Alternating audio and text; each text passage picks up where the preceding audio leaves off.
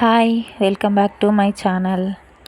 ఈరోజు ఉడకబెట్టిన ఎగ్ తురిమి పెరుగు రెండు కలిపి ఫ్రై చేస్తే ఎలా ఉంటుందో చూపిస్తాను. ఫస్ట్ ఒక కడాయి పెట్టుకొని సరిపడా ఆయిల్ పోసి కరివేపాకు, పచ్చిమిర్చి, ఆనియన్స్ వేసి స్లో ఫ్లేమ్లో పెట్టుకొని మంచి బ్రౌన్ కలర్లో వచ్చేలా ఫ్రై చేసుకొని కొంచెం అల్లం వేసి పచ్చివాసన పోయేలా కలుపుకోవాలి. అందులో కొంచెం పసుపు వేసి పచ్చివాసన పోయేలా కలుపుకోవాలి.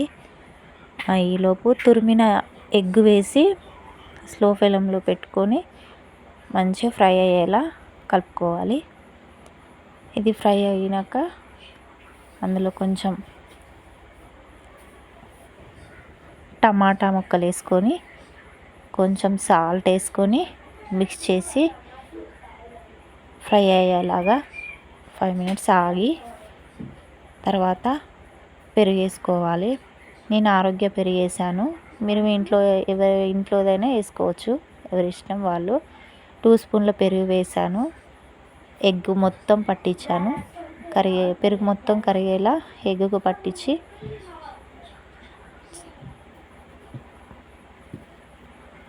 ఎగ్గు కరిగేలా కలుపుకున్నాను. ఈలోపు మసాలాలు రెడీ చేసుకున్నాను.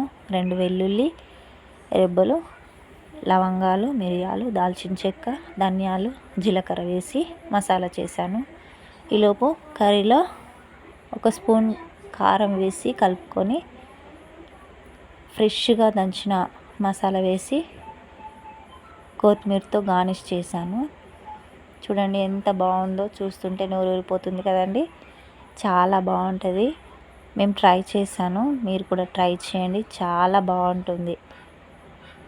కొంచెం ఫ్రైతోనే కడుపు నిండా అన్నం తినొచ్చు, చాలా బాగుంటుంది.